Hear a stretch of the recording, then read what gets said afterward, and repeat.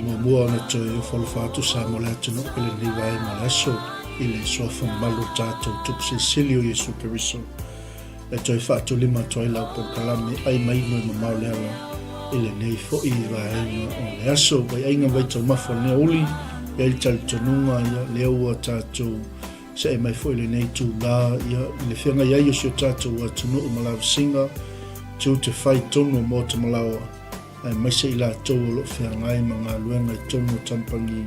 Ia mai se fōnia tātou whanau, ko lo o ia ila tau I tono whale aunga. Ma lo a fua ila o maua, ma lo le tatalo, ma lo le whanau no manui le li, o wase manui o tātou ainga, nuu mai ka le sia, whaapea le atu nuu, o wholo whatu, ma toi whaatalo whatu lau polokalame I le nei vaenga le aso. Ai mainu e Mamao le ala, lea uanga I atu I lungo o tātou polokalame nei vaenga le aso.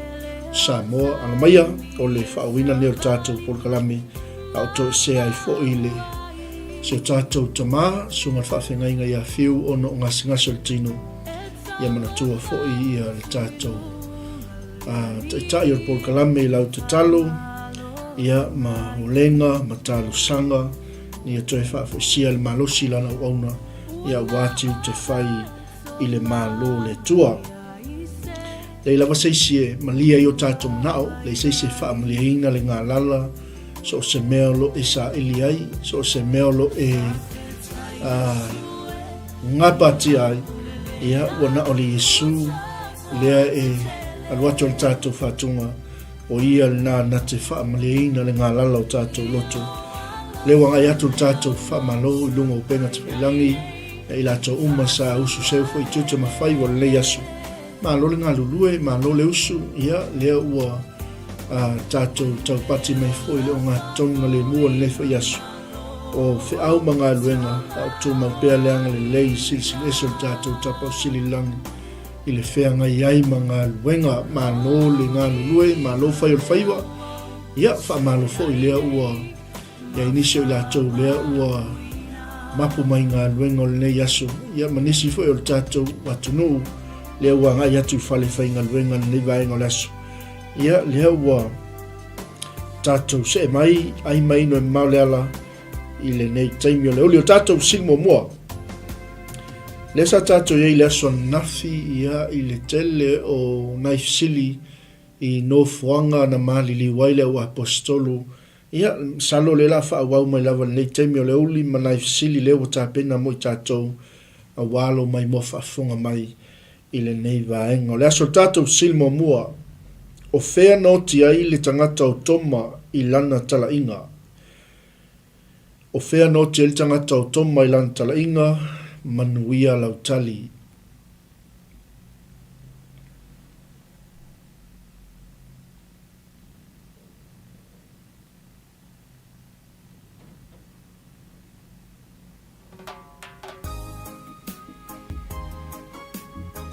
Fatalo fatu foi nei vaenga le aso tātou ainga mai mo mai lungo penga tailangi. Fatalo fatu sunga le whawhengainga ia tito luaiva mafuta mai papkura. Ma loso i manuia lo sunga le whawhengainga tito ia nato manuia lo sunga male ainga nai tu o le atunu ma lo le soifua. Fatalo fatu foi nei vaenga o le uli i le usoa au auna lavi mafuta mai Samoa ma tātou au aunanga a le TV4. Aftail mafuta mai, fatalo fatu po isunga whaithau, Samuelu Tavao mafuta mai Amerika Samoa, ma lo le soifua manuia. Fatalo fatu to fine, o tina ia ngalo mafuta mai fo le vaenga o le aso, vi ia le tua. Nawa ia il tātou sili, o fea no tiel tangata o toma ilana talainga, manuia lau tali.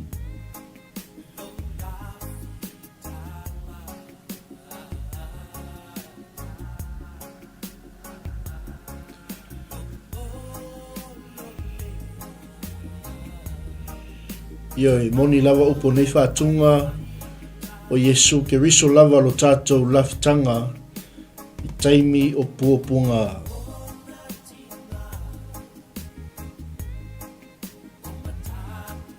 Pea fwoi nei pese a walofa tuai nisio ainga o lo whiangai ma le malanga le maliu ma le oti. Ia o na o Yesu lava lo tātou laftanga i whaion whaamawhanwhana ia te tātou ia o tātou folau. Ile nei foi fo launga lo tato iai.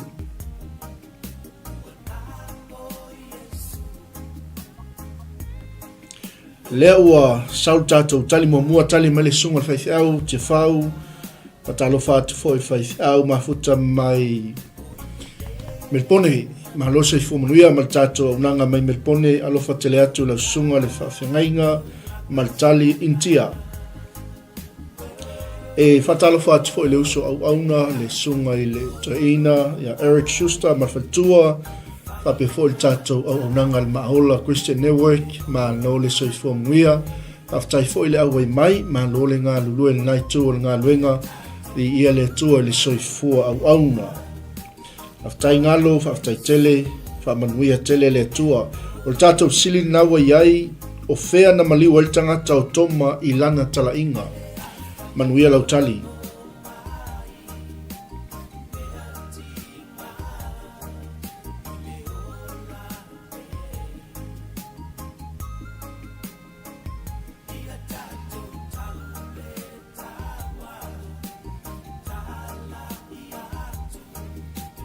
Atalo fatu fwene ni vaenga le uli le tofine ya ula faleni ma lole soifua manuia ia talitono manuia o tara i ia le li ma lo foi le tu mau i le tua fatu tua i le li ia wana oia le tātou laftanga i pēr tātou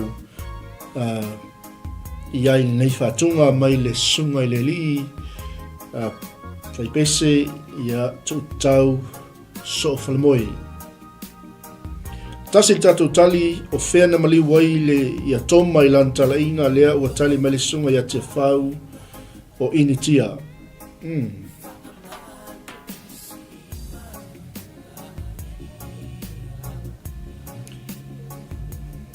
Matango fiel tali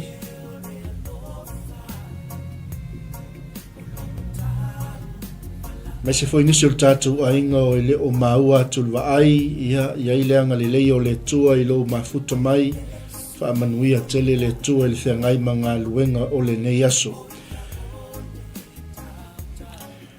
e foi nei taime au alofa tuai le au whaingaluenga ngā lulue le au folofolo le tala lei ia o loo whai la tau ma la wa al finangalo le tua i so se fata whaitaulanga o so se platform o lunga o so se mga ala o so se ala o so se whaua ai o loo tau la ina matimu ia ai le finangalo le li o whalofa atu lau polkalame ai maina mo maule ala i le nei vaenga o le aso. Tasil tatou tali mai te whau na maliu tangata o toma i initia.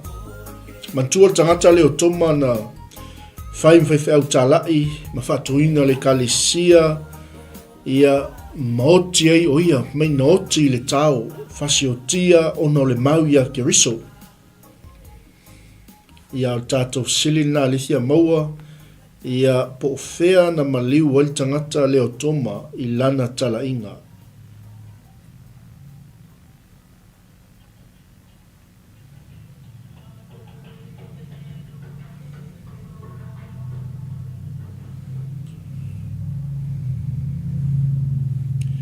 Tasil tali ia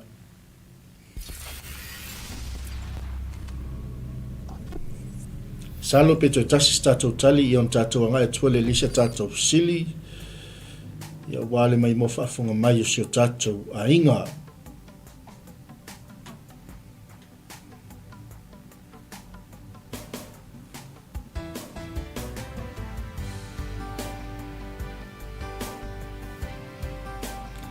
Tatou whaatonga nā masunga whawhengainga whamanu tu tanga li wau e ifo tangata umma i le tua.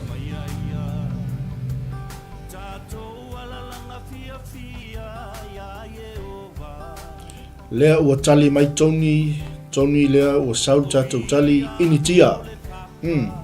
Lua tali.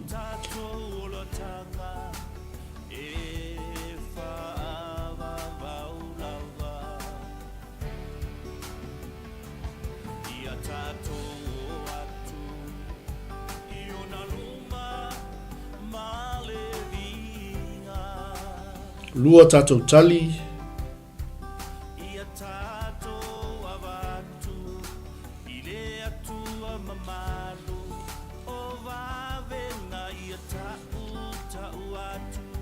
Hallelujah. Ioi. Ifo mea umma i le tua.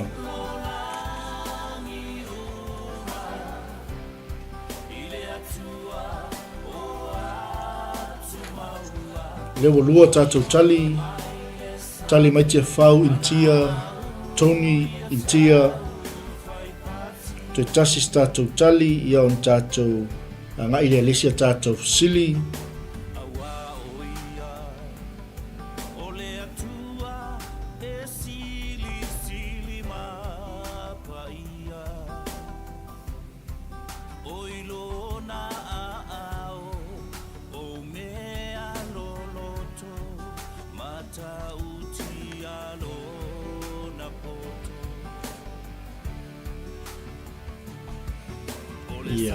Ia le tua salo leo tali tatou sili mamua o fea no tele apostolo toma i lantala inga ia lea ua sau tatou tali mai tia whau intia, Tony intia, sao le tatou tali ua tali tatou sili o tangata leo toma na whaiwhaiwhi au tālai whai mataitai o le kalesia intia ia maoti wha maturu ai o ia na whasi o tia i tau ia mamaliu ai lava ona le mau ia ke riso. Leisia tatou sili o fea na o tia tangata o pānapa a o iai lan tala inga. Tatou se e mai i le apostolo pānapa o fea na o tia tangata o pānapa i lana tala inga manuia lau tali.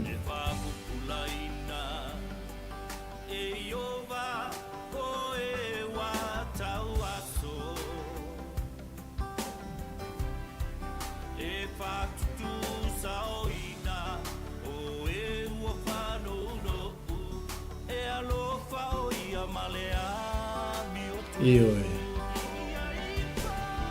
O le tōna le tātou te au mai. le tua o le amio tonu. Wheno te eile apostolo panapa I lantala inga tātou silo na lua leo tātou iai.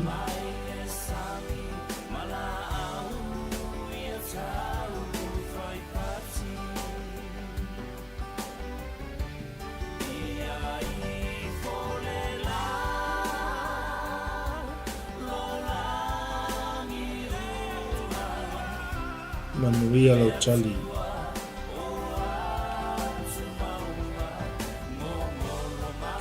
Pwede siya tātou ainga lea ua ale mai lungo le tātou o nanga whatalo whatu o tātou sili tali mai ngalo na maliu tangata o pānapa I suria malo malai al tali I ele li maliu I suria tali leo a sau tātou tali mua maliu I suria 𝚜𝚜𝚎 whatalo whatu 𝚜𝚜𝚎 Joe malo sa I fumanuia ia maltali o suria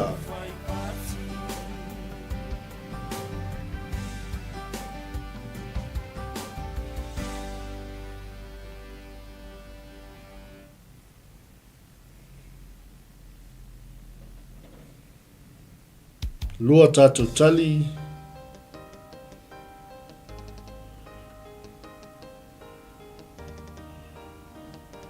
suria salo peto luan tātou tali ia on tātou mei foi le lesia tātou sili o whea no te li tangata o pānapa I lantala inga manuia lau tali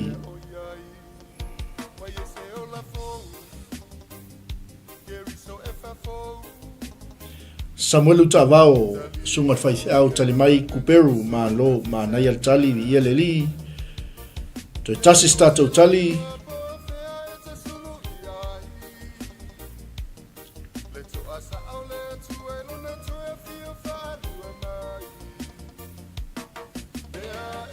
io e taulai tātou wa ai le tua o ia o le ato o tō mea uma o ia na te wha mausali ina o le tātou whatotua o ia na te au maia le malosi na te au maia le loto tele a te tātou a o tātou sawa vali to tono whainga tā ma puapuanga o le tātou au nanga I le li whatunga malsunga I le whaifeau tupai Albert White ma le tātou pesel nā taulai lau wa ai tolu tātou tali sunga whaifeau Samuelu Tavao kuperu ngalo suria 𝚜𝚜𝚎 suria to e tasis tātou tali aftai atu tātou ainga le mafuta mai fo le nei vaenga o le uli di ia le li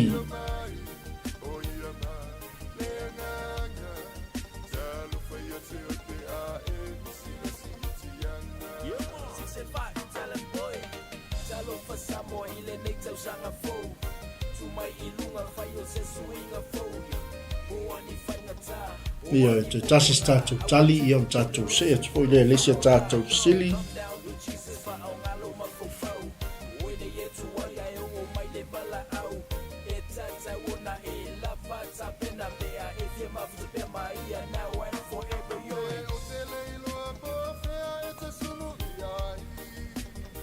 malo le tali malo le soe ia malo fo tau fai e le se tali se ia o le mea tāua ia tātou waoina se mea tāua mai nei sili ia wale a onga sa whanau whea na mali wale tangata o pānapa lantala inga tali mai sunga 𝚘𝚘𝚎𝚘𝚘 Tavao kuperu 𝚜𝚜𝚎 suria ngalo suria anga saulam se tātou talistas i o tātou me ilo lesia tātou sili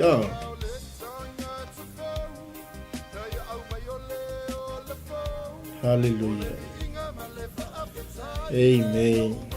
O ia na te o mai leo la fou ia te tātou ia le li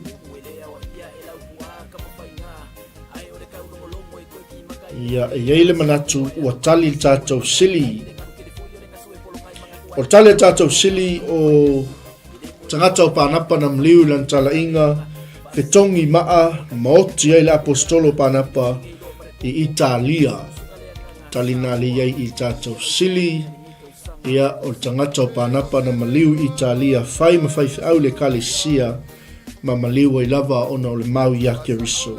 Ia le li. O leisia tātou sili lea ua iai o whea sa waile whawhine na sa ili ai saulo mose viso soani. Ia whaftai ngalo lea ua mawatu ia le li sa o le tali ia le apostolo toma na maliu intia. Amen. Tātou silon tolu o whea e sau waile whawhine whaatau la aitu po le aitu valo na sa ili ai saulo mose viso soani. Manuia lau tali.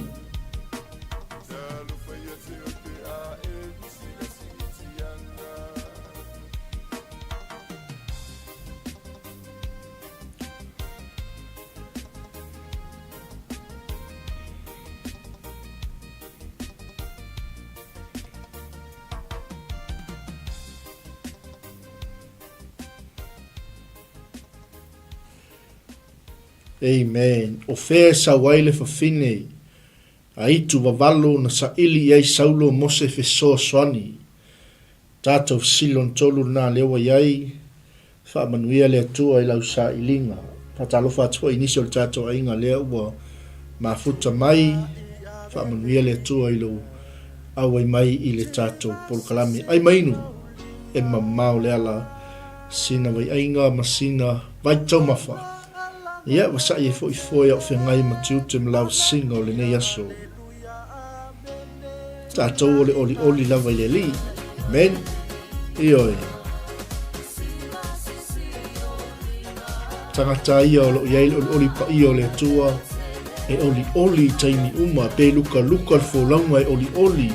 O awha inga tae o mai e oli. Amene.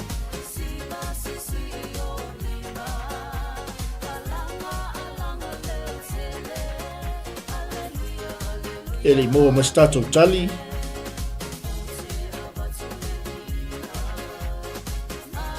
O whea sa waile whawhine aitu wawalo na sa ili atu iai saulo mose fesoa soani.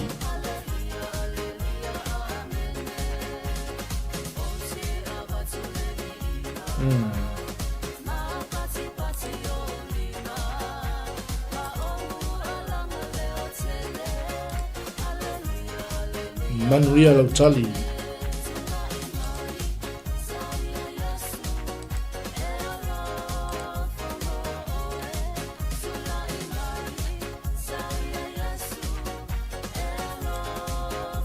Tātou silon tolu nau iai o whea sa wai le whawhine a itu wawalo na sa ili atu iai saulo mose fesoa soani.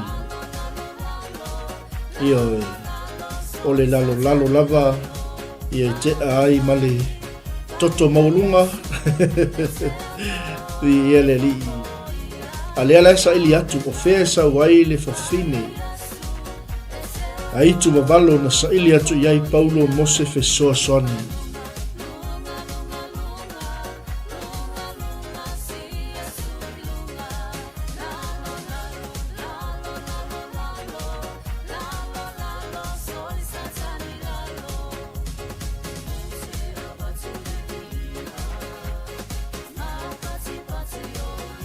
Ioi, ave le vi inga i le tua i taimi uma, ave le tātou whaamanu i le li.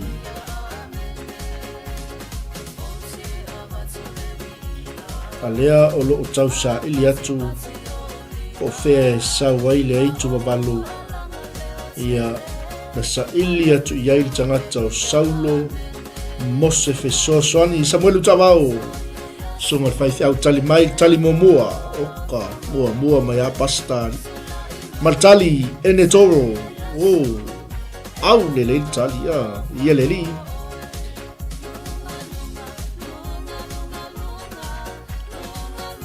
Lea o saul tātou tali mua mai sunga whaithi au Samuelu tawao. O le whawhine aitu wawalo e sau mai ene toro. Manaya al whaamnatu, manaya na ifsili ia, ia le li sau mal tatou tusi mo Samuel tau po luas ful mal valu e sel mata mo fie mo tangata fai tau tusi ia watu e sili le fionga le tua ia o loo papena ona mau le leil mafau mali loto.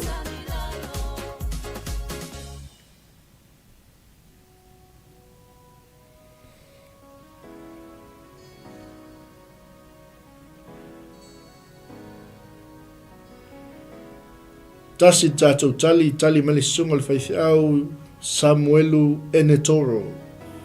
O i le nuu lea e sau ai le whawhine tau laitu. Po le eitu wawalo na sa ili whesoa soani atu iai le tangata usaulo ngalo Enetoro maltusi mo Samuelu tau pe luas fun malwalu. Matango fi el tali. Le tamaitai ia witness tu tanga le vau mal tatou whatungal na e maua mea uma ia Yesu Keriso. Whamalolonga e maua ia Yesu. Tamau ainga e maua ia Yesu. Manuia e maua ia Yesu. Vi ia le li. Le ase meolo e sa ili ai. Le ase meolo e naunau iai. Whai mail tatou whatungal na e maua mea uma ia Yesu Keriso. Ia le li whaftai lavi alofa tele mo ele uso au auna tai fo il mafuta mai ma lon ngalue ma lo fo il fa ma losi le leva yaso ele o se mea fa le ngalo tau ti ngai le li ma lona thina ngalo ioi mea lava e maua ia Yesu yo lua tatou tali mai ngalo Enetoro Pastor Samuelu Enetoro e sau wail whawhine a itu wawalu na sa ili whesoa soani atu iai le tangata o saulo. Leo tali tātou sili sa o le tali, whaftai mal tali, whaftai soe leo o tali me iei ngalo ma Samuelu sunga whaife au. O leisia tātou sili o ai o soo e toa sfulma lua Yesu na whai Mateu tupe i le mafutanga. Aleluia. O ai o soo e to sulma luo Yesu na whai Mateu tupe. Ia mantua fo i o to finga nei tono le kalesia ese martaua o lo o iai le file mu o lo o iai fo i male fe vai ai pe a le tangata e tu lai mal tofi ula faleni mal tali Enetoro sa o le tali o tatou sili leo o umatu i eleli Enetoro fifi ai kelengi fa tau la itu i no le so au tai ngalo sa o le tatou tusi o tatou sili leo iai oi o so o to sul malua Yesu na fai Mateu tupe ia il maftanga Yesu malawa apostolo tali mai ti a fau mataio tina maiko talo fatu ya tina malol soi fuanuia mal tali o yuta tina fele mafuta mayai ia alofa tele atu atalo fatu fo il sunga ia te fau mafuta mai metpone Australia ia famanuia le atu el fengai mga alwenga le fiafi.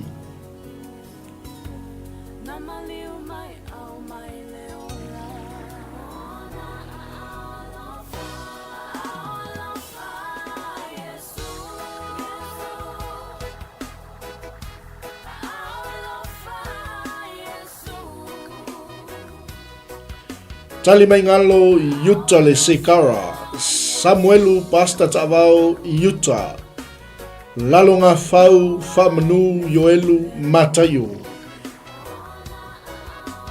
Au le tali ese matango fiel fi nau mai sengal ni vai ngole uli. Ai woni ngalo ia te ofe meltato fatungal na e maua mea uma ia Yesu Keriso. A o tausa ili se te utupe al matutanga. Fape foi le kalesia ainga fala potopotonga sa ili ya Yesu Keriso se te utupe ol maftanga ua tali tatou sili leo tali me yai tatou ainga yuta le se kara o le na filifilia e fai Mateu tupe ile au so o Yesu Keriso ula faleni o yuta maltali sa o le tali ua tali tātou sili o 𝚗𝚘𝚙𝚎𝚘. O leisa tātou sili lea ua ngai atu tātou sili lea manaia ai whauma mai ia wanoa, pe whaatumu mai ia wanoa, ona o loo whesoaswani fo ia te i tātou, whaalongo lei. Ona pō e lofai, ma ona pō e whaatumu mai lola i o lea wanoa, ai. Mai la fionga le atua, ona pō e lofai, ma ona pō a wanoa e whaatumu mai lautali, ai. Pei o le ona pō e lofai. Saula ia o lautali i lesi vaenga muli muli o le la fionga le atua. Maona po e tali ai. Ona po e lofai, maona po e ai. Ia manuia lau tali i oi.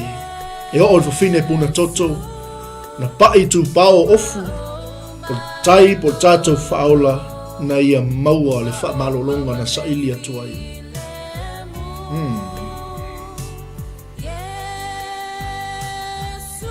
Manuia lau tali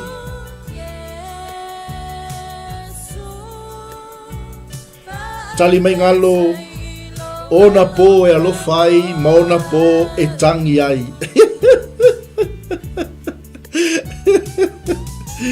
Matango fiel tali manai al tau mawhai au le leile tali wai le loa lawa le sau wapa tonu. Tasi tātou tali mai ngalo ona po e alofai maona po e tangi ai. Whātumu mai vaenga muli muli o tātou whaitauna o le fionga le tua. Ona po e alofai maona po e tangi ai whai mai e ngalo. Patalo whātu fo e nei vaenga o le ouli wainga tawhalole ma lofa whataile ma futa mai sunga whaife au ya Samuelu Maltali. Ona po e alofai maona po e ino ai. Oho, matango fiel tali whaktai pasta. Lalonga whau whamnui o elu, ona po e alofai maona po e tangi ai. Tina Maiko, ona po e alofai maona po e lea alofai matango fiel tali. Manai al finau mai o senga le vaenga le uli. E am salo peto luan tātou tali i o na ngai atoi leo tali o tātou sili. E malota mwhai malosa su e malosa ili nau a matau na watu ele ngang pa ia ia te oe pe a whai o oe stangata whai tau tusi le tali o tātou sili. Po le whaatumu lea noa. Lua tolu tali ese ona po e ino ai. Tali mai le sunga le whai ngalo maona po e tangi ai. Tina maona po e lea lofai. Tali mai fo i lalonga whau maona po e tangi ai. Tia whau ona po e lofai maona po e moe ai.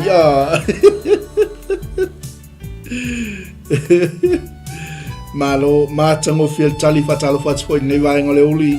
Sunga whawhengainga ia sua matamua la ulu pule fau matamua ia leuso au auna mafuta mai Ponsonby ma tātou au aunanga ia wale tautua ino si o tātou watunuu.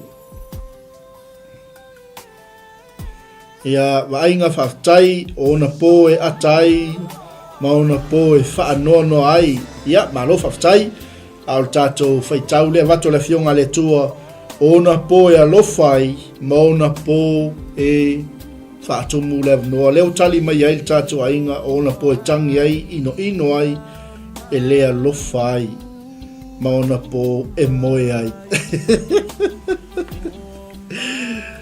Ia, toi tasis tātou tali, ia ona watu o leo tali o tātou sili, ma lole, tali sili, ma lo foli susue, ma lo foli whalongolongo, ma lol fai tau le upo le tua ia tātou te mau ai mea le lei.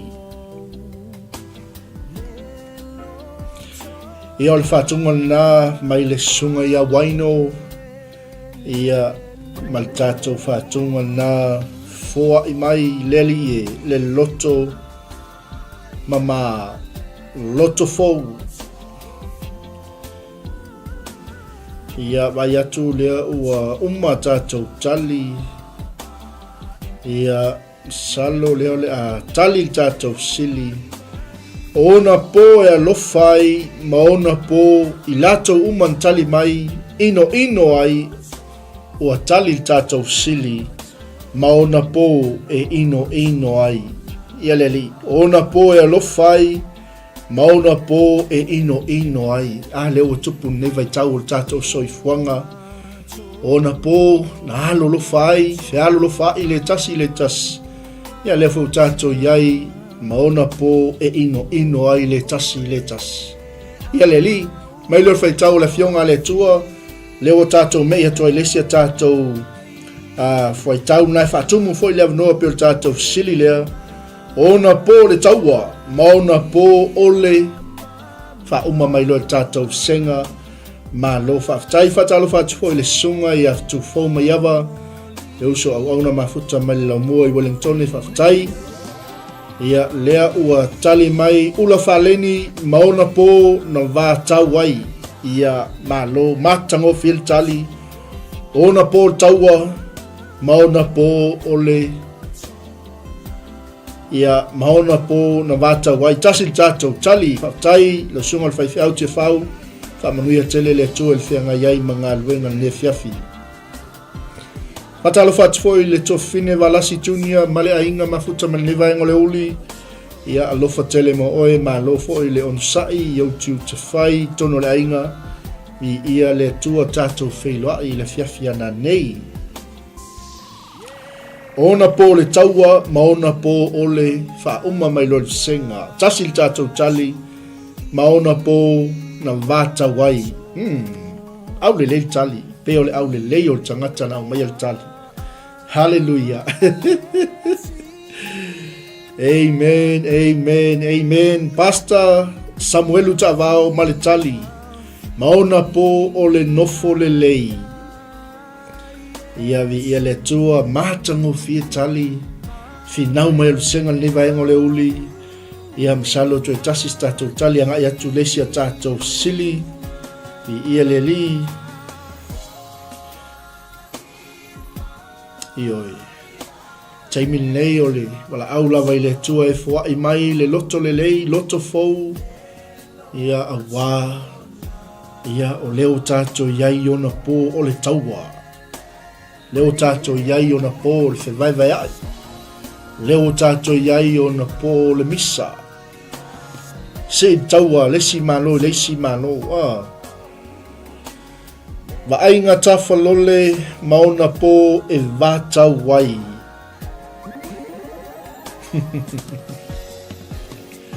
Au le leile tali. Ia, whai ono whape atu nei vaenga le fiafi. Ua tali le tātou sili. O le tali o le tātou sili. Lea o le a whaitau atu le fionga le tua whaila unga tolu wheupe valu. Ona po le taua. Maona po o le nofo le lei.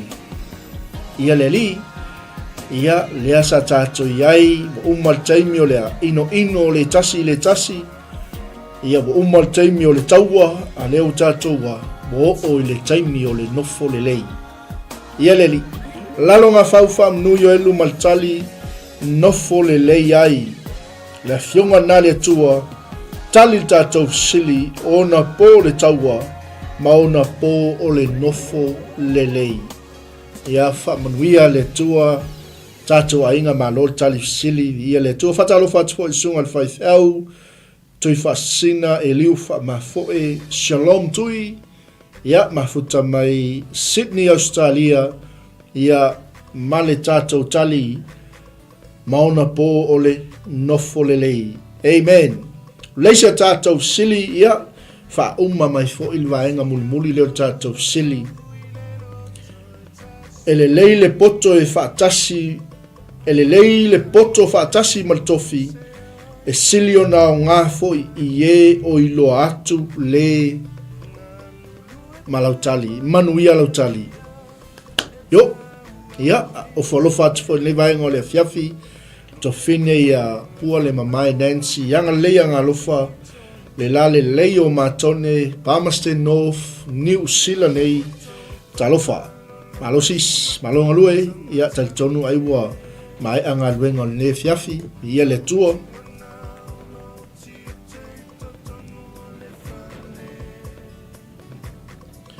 ele leile poto whaatasi maltofi e silio na o ngā fo i e o ilo atu le manuia lau tali.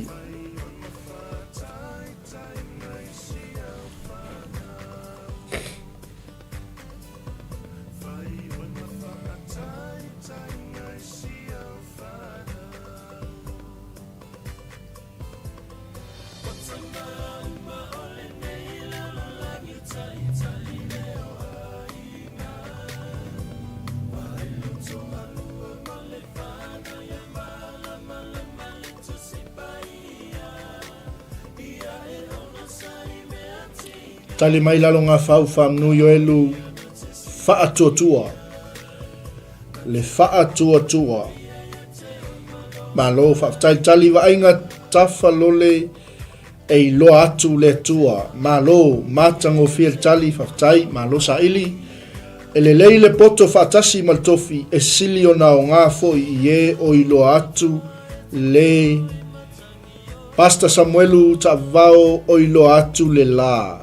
Di ia le tua, matango fiel tali, ma lo whaftai susui, ia le li. Mo le mana ia o le whaitau tuspa ia, ma tau anga e whaitau le upo le tua, ma fia iai, nau iai, ma natu iai le au atoa ma le po, ula whaleni e lo atu le li. Ia, hallelujah. Tasi tātou tali, ia tātou me ilisia tātou sili.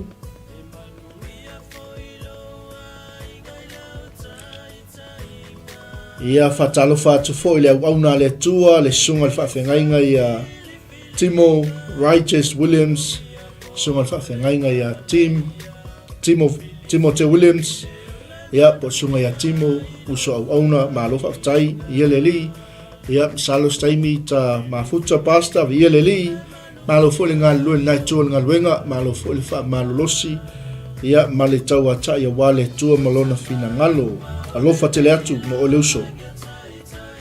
O tali tātou sili, lea ua tali mai ai tātou ainga, ele lei le poto whaatasi maltofi e sili o nao ngā i e o ilo atu le la. Whaila unga e fitu whaipo sumaltasi, e te maua il tali o le tātou sili, lea ua tali mai el tātou ainga, o le tali nā o tātou sili o le la. Ia le li, e le lei le poto e whaatasi maltofi, e sili o nā o ngā fo i e o i loa atu, le mata o le la. Ia le li, ia mwhaiona o le soifua o tangata i le numeram tua, ia a e le lei lea, e le lei le poto whaatasi maltofi. Ia le li, mai lai o tala tuspa ia, e sili o nā o ngā fo i e o i loa atu le mata o le la. E nisi upu whaingo fie, e sili atu le tangata e ola i lungo le neifunga ele aile mala malama i lona wha moi ma lona wala awina. Ia le li, ia e awane ngalo ia te i tātou, leis tangata soifua na whaia le tua e leiso na o ngā, e ao ngā tangata umma na whaia le tua. Amen. Praise the Lord. O leisia tātou sili, lea ua ngai atu lunga leinga lewaenga o le auli.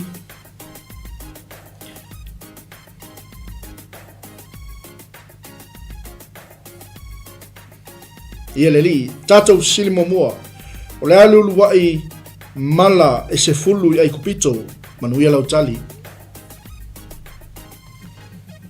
Ni o esel matango fio ne tua o lo tātou au nai, o le tua e le liu lava ia, o le tua o le so, o le tua o ananafi, e ho o atu lava i whaavau, amene. I hal tātou sili nau e lunga laina, o le ale e ulua i mala e se fulu i ai kupito.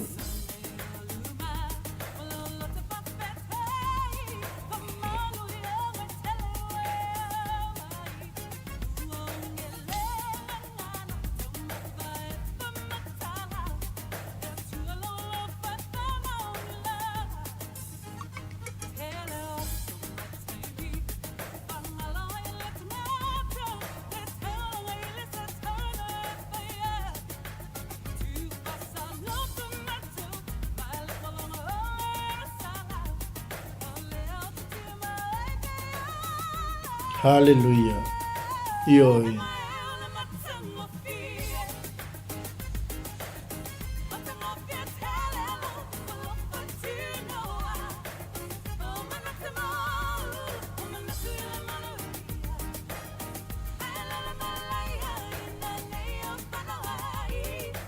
Lalonga fau whamnu yo elu maltali liu toto le vai matango fia tali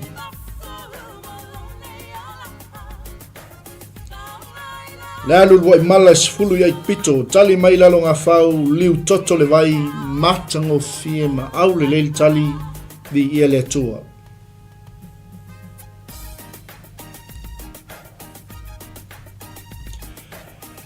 Fatalo fatso nei vai ngale uli il mafuta mai o le uso au auna le fionga ya alkoni sanga fili fionga ya tupola ia le alo sa somua ma lol se fua mnuia Fatalo fatso nei vai ngale uli le tofine ya si mane ia male no fualo mafuta mai o tara alo fatele atu mo oi fatal mafuta mai tato sili nai lungo laina o le alu wai mala es fulu ya pito liu toto vai mai ala longa fau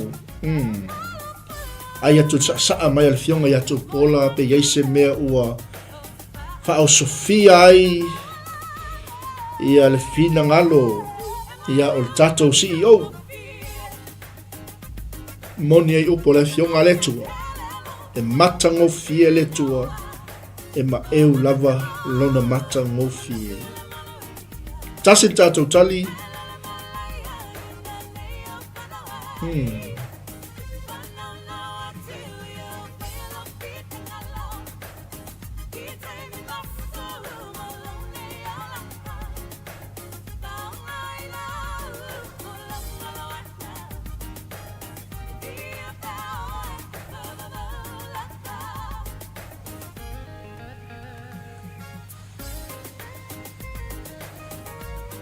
Hallelujah, tu tasi stato tali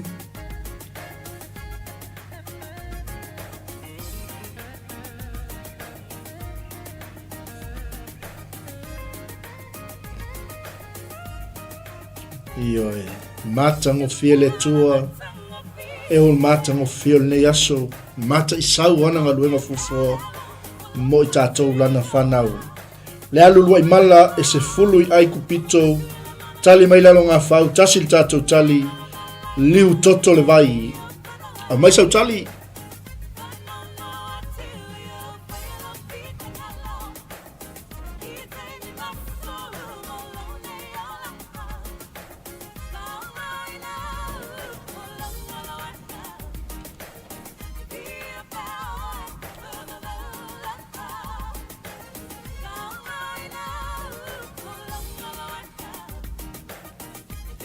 Hallelujah, hallelujah. Tasil tatou tali, ana o tali mai masisi ia o tatou me ilisia tatou sili. Ia fatalofa tufo il faltua la lelei, ia ele matalena vise sio fereti,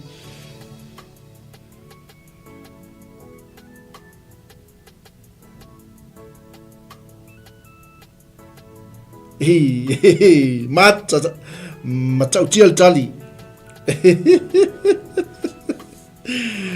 tali mai ia alkoni liu le vai o sina talo fai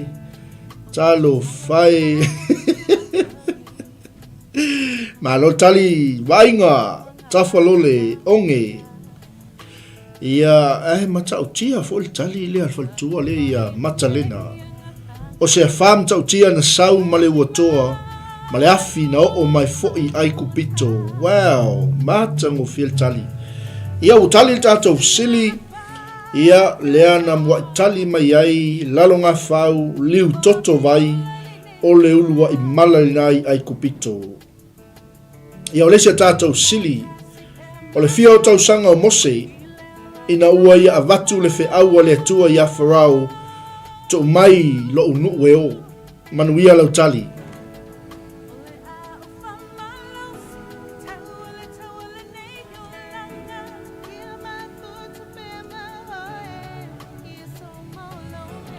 O le fia o tausanga o Mose ina ua ia watu le whiau o le atua ia Farao.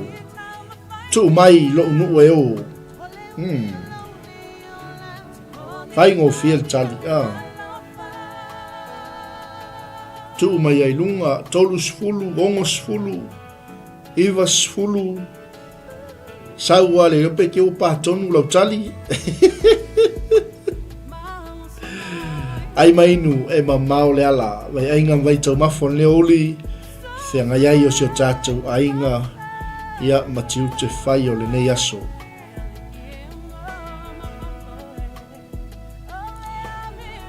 Tupola ala koni sangafili, sale kopi, sale whaatalitali, sale au tulitilo ili api a lista mai titi a onga, sau lola utali.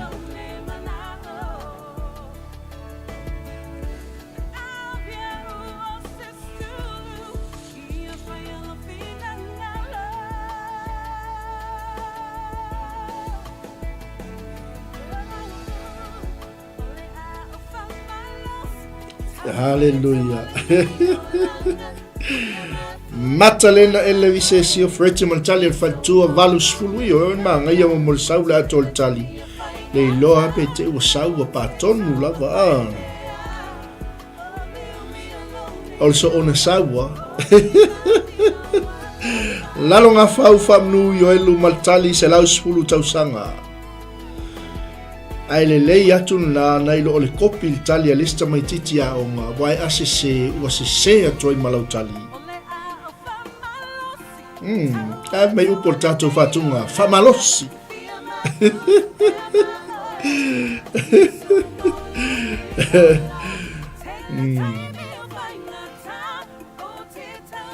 Fia to sanga o Mose ina ua ia vatul fe aua le tua ia Farao to mai lo nu eo.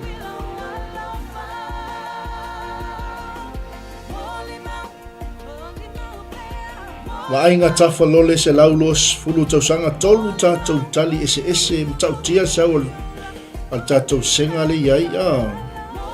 Tolu tali ese tali wale iloa la e lau mai moa po le al tali sao ia manaia o sai mai le ala alwatu tali o tatou sili. Malolo sue ia malo fo tali sili ele toi mau ia on fai wina fo le tatou por kalami. Ile nei vaenga o le afiafi.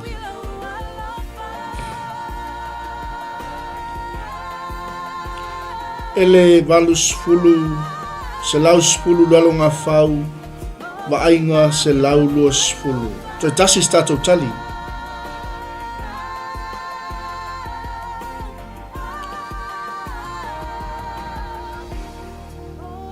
Ai mainu e Mamao le ala. Fia to sanga o Mose na ia watu ai le whiau le atua ia Farao tu mai lo unu e o.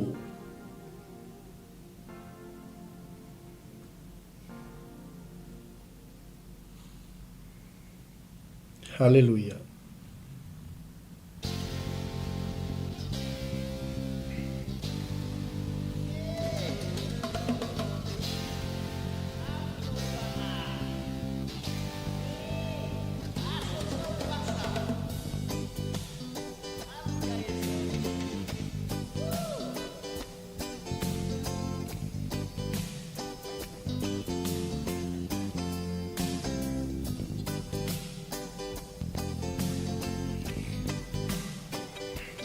Ia le masofitu minute te le tu lai lua ia tale tu lai tolu on tatou fa mavai fo ile le nei vaenga o le fiafi ia tu tatou silimuli ia awal tatou por kalame ai mainu e Mamao le ala oni ngalo ia tu tatou taulanga fiafi fa pe fo tatou por kalame ia fa tulanga ina o le nei fo iaso fa tunga la mai le Sangala sisters ia aso so le vasa ia le li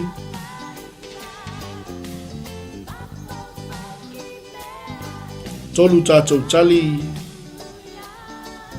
va ainga se laulos fulu lalonga faus se lau se fulu matalena valus fulu ia o le tātou wawai po whel tali sao, ia o le fia o tausanga o Mose, ia na watu ia i le toa le whiau, ave ia wharau tu mai lo nue o. Ua tali tātou sili, ia e te maua le soto e fitu lom tau po e fitu, o le valu se fulu tausanga o Mose, ia na au wina tu wai le tua, e ave le whiau i a wharau, tu mai lo nue o.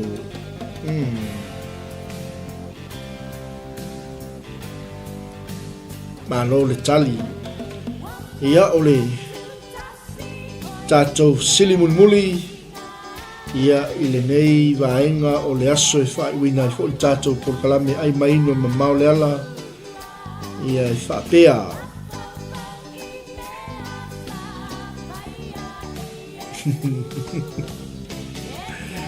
Malo tina whaftai maltali onus fulu ia nau tali tātou sili, o le valus fulu tausanga o Mose, ia na awina ia le toe avel au ia wharau. Amen.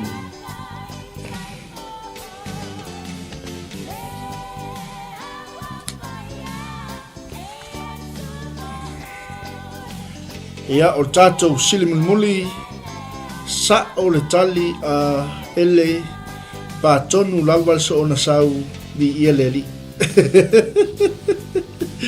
Malo ai mana ia mo tangata i loa to anga fai tau tu spaia ia el watu lava fisili ia patonu lava tali tato silimul muli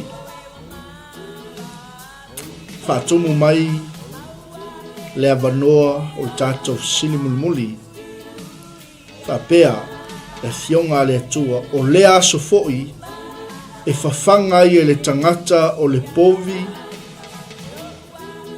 avanoa le fatumu mai ia ma le fai wina o le fionga le tua mama moe e lua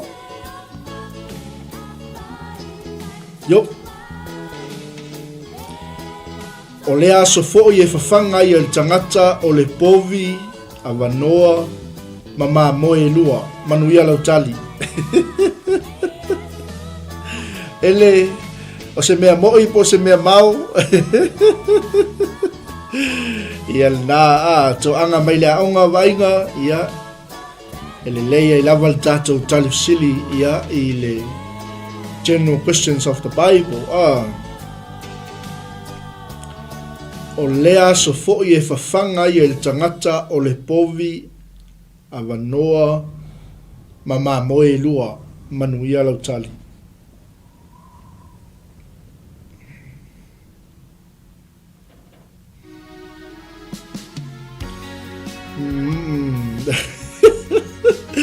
Matalena ele visesi o freti maltali ulua tali asini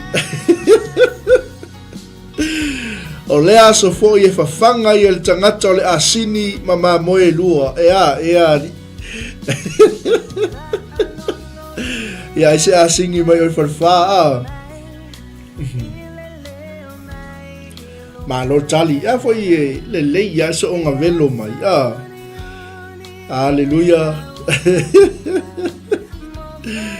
O lea so foi e fafanga i el tangata o le povi avanoa mama moe e lua ia e te tau o na whalongo lei e o inga e le talawhia ngai le asini wale latu le e fwai tau o le fionga le tua o lea so foi e fafanga i el tangata o le povi o inga la ele fitau imo wale se me ka o se povi asini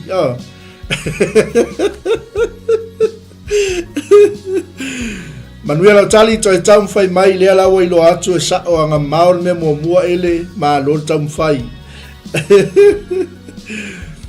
o lea so foi e fafanga i le tangata o le povi avanoa mama moe lua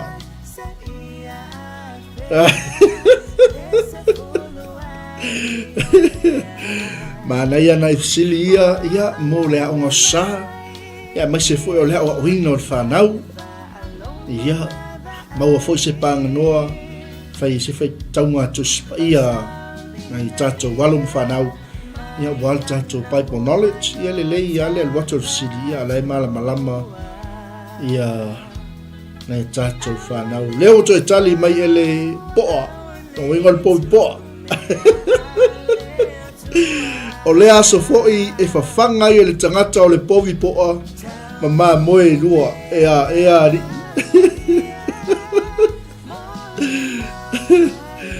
amen tolu minute te ele tulai tolu tale tulai whanga ia tu tātou taulanga fiafi ia ma tātou tali leo sau wa ainga tawhalole povi poa ma moe lua ma lo mātango fia tali o lea aso foi e whawhanga i le tangata o le povi poa ma moe lua se atu ai ma tangata se atu ai maisi ta maiti o lusenga i le tali mua Aleluia, se o le mea taulia lava ia o tātou mau o le mea o ngā ia e mana ia fui nei porkalame ia e toi manatu fesili sa tātou o uina ia mai lea onga sa ia e toi manatu atu e lau porkalame ia le povi le su o lea aso foi e whawhanga i le tangata o le povi whaatumu mai lea wanoa ma moe lua tali ewa iai povi poa mai a matalena ia ma le povi poa mai a wainga ma moe lua lalo ngā whau whamnu i elu o lea aso foi e whanga i le tangata o le povi whawhine o i leai povi e 5 ma moe e lua se lau ok tali mai matalena povi whawhine o tali whawhine povi whawhine ma moe e lua ua matua i te le tau whaase lewa iai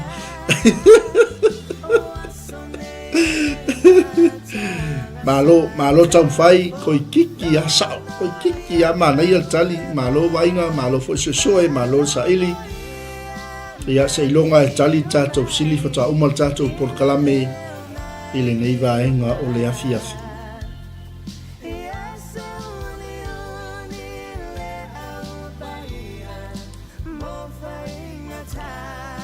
o lea aso fo'i e whawhanga i el tangata o le povi whaatumu mai le wanoa ma moe lua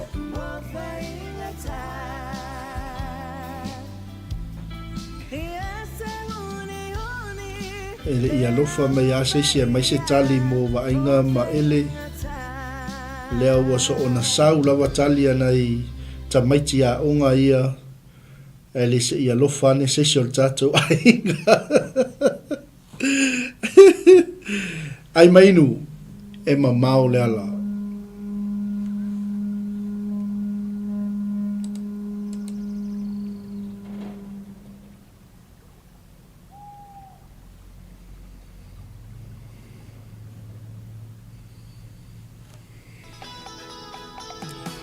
ia sau lo se tali tatou lulu lima loa tatou whatofa lea la ua toe tali mai matalena ele vise sio fereti numia Isaac o lea so fo'i e whawhangai e tangata o le povi whawhine ta anoa ma moe e lua ua tali tātou sili sa o le leli tali ia lea ua tali mai ai whaltua ia ele povi whawhine ta anoa o le tātou tali na o le awanoa e whaatumu mai o lea so fo'i e whawhangai e le tangata o le povi whawhine ta anoa ma moe lua e maua le tusi ale Isaia lonum ta upo e fitu whai upo e lua sfumatasi amene ia ma o le taualunga fo nao tātou o nanga le nei vaenga o le fiafi tina tamai povi ia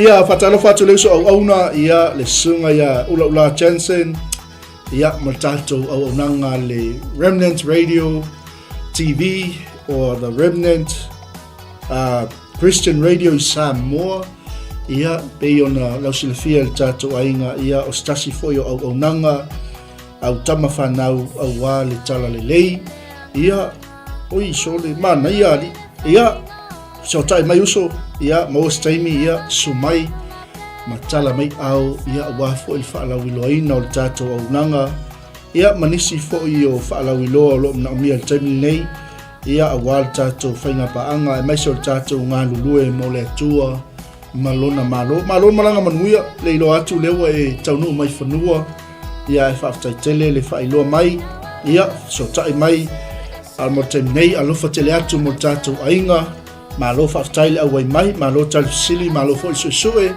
malo le sa ili se ofisili ia se a mastermind mai tatou sili o le aonga sa le ia ma se fisili ofisili nei le ia o oina i tatou malava i tatou feola mai Samoa i le aonga sa e hao ngā fo ia o le tatou whanau amen ia o lo televisiili nei mnaumia ia so tai mai ia wale a oina ne tatou whanau au te whalofa atu ma momoli atu alo whaanga ia so tatou ainga pele i le nei vaenga o le uli ma ua whaamae atu ai le aunanga ala o tau auna ia ai mo le taimi nei te alofa tele mautou ula whaleni ia ele whainga mai lato umalava le sa mafuta mai whaftaitele lava awai mai au ni ngalo ia o le tatou malanga Israelu o lo maua pea le avanoa i le taimi nei e li tapunia le avanoa whaafsotai mai pe a whai o iaise moe mitinga e te fia soli muli a au i lau ele paia na whiawhi o iai tatou li i whaola Jesu Keriso ia iai le anga le lei o le tua ia te oe au ni ngalo ia te oe ngal paual mele mna o le tua o lo yes ona eva ai le i whai toto ai tatala i le tua mo oe pe a whai o iaise nau ta inga ia te oe e te fia malanga i Israelu i whai unga ne tau sanga ia te alofa tele mo oe lupa inga pele le ase upu le astala ua wha ngan wā tau i papa i lau wha fonga e matua atu Samoa i lau titi whai tama le au onanga ma le misiona tatou wa Global Kingdom TV channel au wā le tua malanga tala le lei whaamanuia tele le tua i fufanga tole ne fiafi mai se niso i la tau lewa ngai atu i whale whainga luenga ia leo tatou uma le file mo Keriso ia iai foi lona au la veai i lunga ia te i tatou uma lava i tatou uma lava o lo ngā lue i lunga o le vasa lunga o le ea o le whanua o whea lava ia iai le anga le lei o le tua so tatou ainga mai atau nei o lau tau auna Pastor Mike o te alofa tele mo o tau ai mo le taimi nei soifua mai amanuia.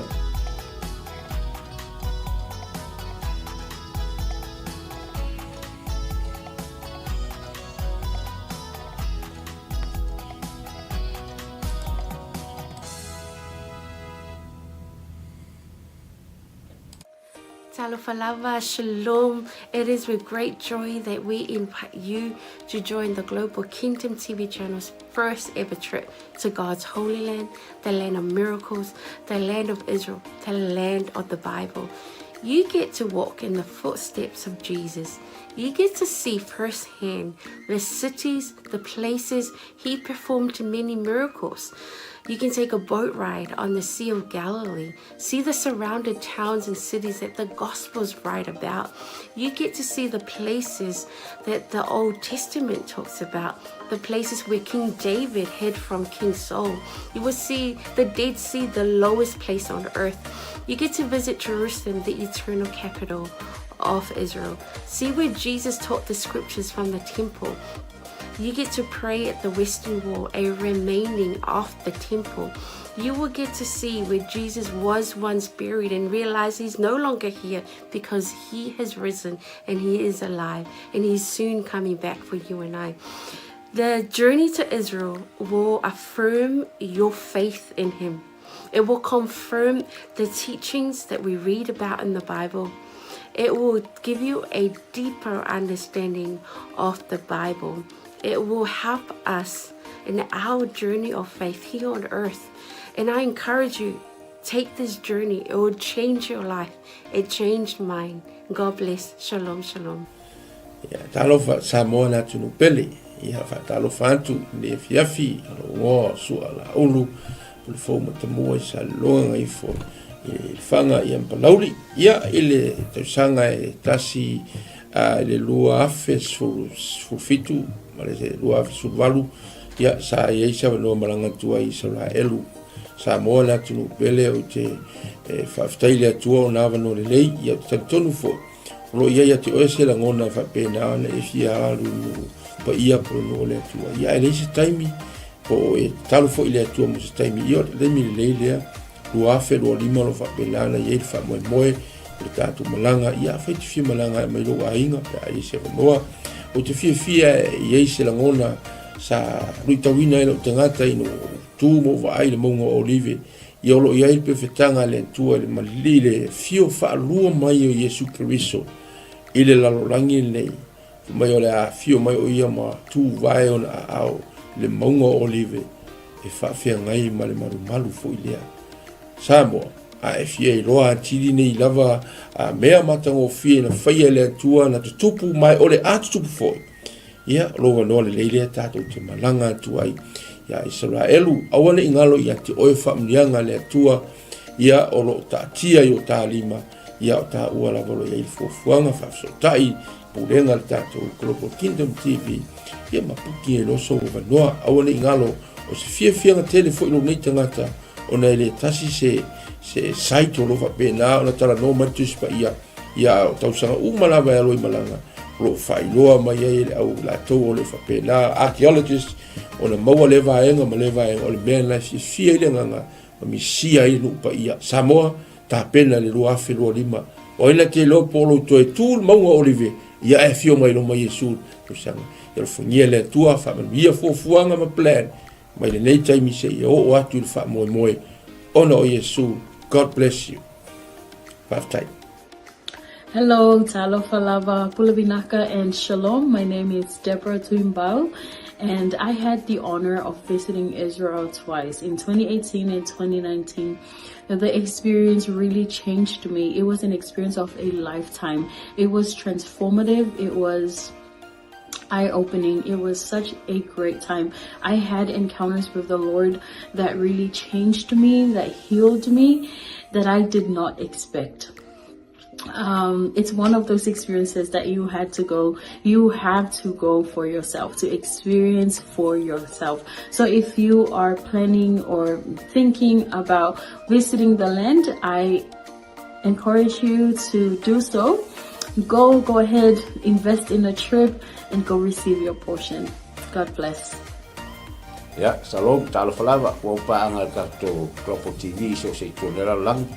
Ia ole o sia Paulo Poutoa futi pali ile le ngoa ia ole lua fe sulfana o malanga isala elu ia e sel tawo so o le atua ia o se mesa famani na ia ole te la me le lei uma ai o se o le mango filo ingale na tatalo ia Yesu Keriso ai tu mai ia dia ma mo se le si tu ngango la ngonga i se va ngango la ngonga ile nganga pa yo le tu ia e awalo fa singo manga fo ima ile o mai male fa ngai le tu nganga luenga ai o lo sila mai mo nei tu la ia o te le sa un le simalanga le tato propoti di ta san fo ia fio mai tala mai au ta wo yo lo so te o le tu fa yo lo totalo le tu ai ma nei fo lo o te soli foi au le tua sa semalanga lu ia te te ne mo finis fa monang ia fio mai tala mai au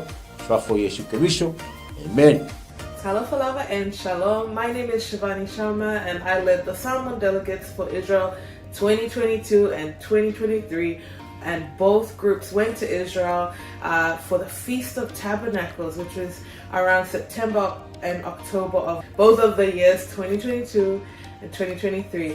And I just wanted to come and share some encouragement and some quick encouragements for those who want to go to Israel this year. Israel is the Holy Land. It is the center of where our faith is as Christians. And I want to encourage you that if God has called you to go, to please take that step of faith and join the group that is going this year with Pastor Michaele. And I want to assure you that going to Israel is a trip of faith. You may not have all the money in the bank, but if God has called you, I believe that the Lord will open the door and make the way for you to go and receive whatever He has for you in Israel. And I'll just share that being in Jerusalem, the city of our faith, the city where the center of where everything happened in the Bible, it's an amazing experience, and there's nothing quite like it.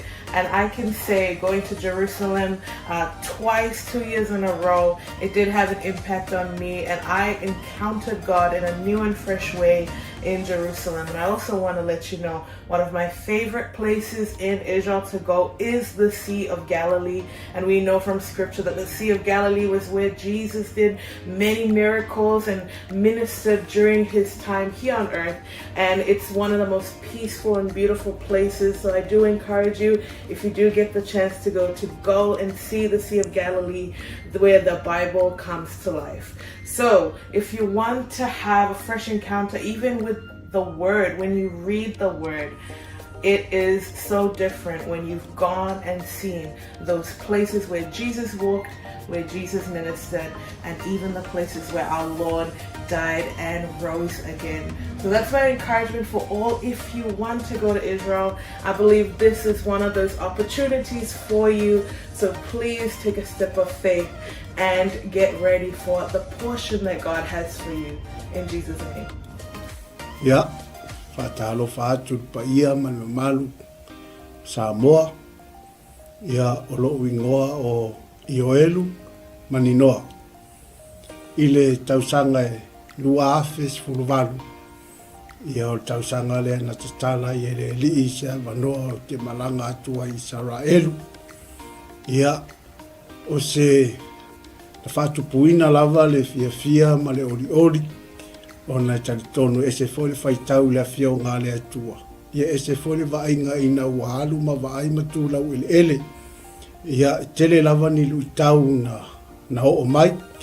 Ia ai pei lava o le na o va ai le vai tafe o Yoltana. Ia o le vai lea sa baptiso ina ai Yesu.